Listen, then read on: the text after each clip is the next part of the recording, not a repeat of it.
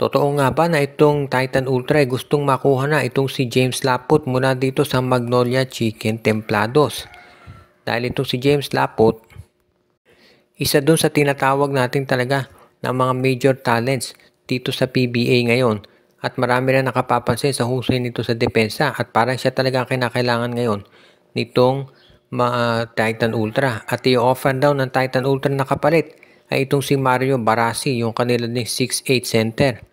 So palitan talaga ng mga higante itong Magnolia at Titan Ultra kapag nagkataon.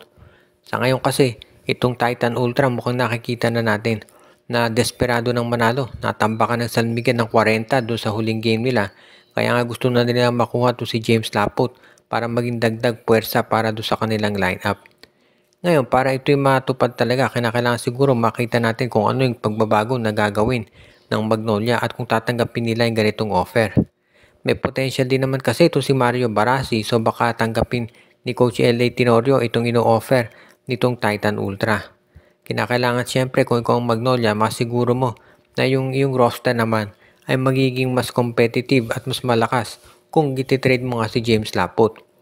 Marami kinakailangan i-considera si Tenorio bago niya ito gawin, pero sa tingin ko yung potential ni Barassi mataas talaga, kaya pwede itong magamit nitong si Coach L.A. Tenorio. Ngayon, bukod dito sa pagkuha kay Laput, meron parang mga ibang pinaplanong moves itong Titan Ultra, pati na yung pagkuha dito kay Mark Pingris. Pero sa ngayon, mukhang ang priority nila ay makuha itong si James Laput mula dito sa Magnolia Chicken Templados. Kapag ito ay natuloy, talagang masasabi natin na magiging genius move ito para dito sa Magnolia yung pagkuha kay Barassi dahil isa yan doon sa mga top rookie prospects dito sa PBA, kaya good move ito ni LA. Samantala naman, ang Rain or Shine Elasto Painters daw ay pinag-aaralan kung makukuha nila itong si Brandon Ramirez mula sa NLEX Road Warriors.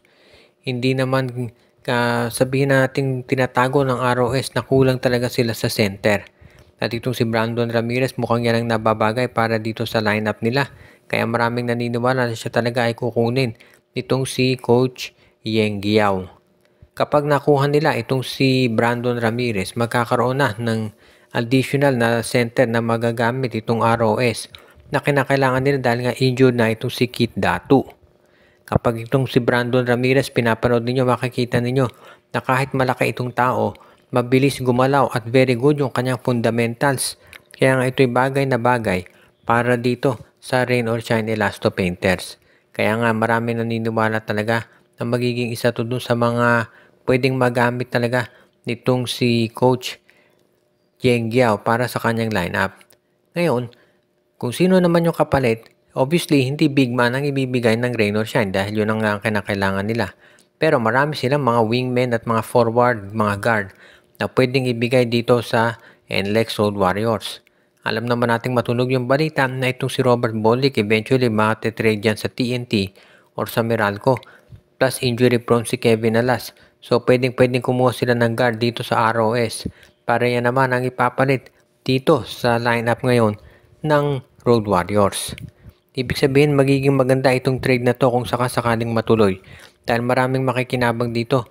Hindi lang si Coach Yeng Giao kundi maski na itong koponan ni Coach Jong Wichiko. Kaya masisiguro natin magiging balanse ang trade na to. At sigurado maganda kalalabasan nito para sa dalawang koponan na magiging involved dito. Kaya good news to para sa mga fans ng PBA.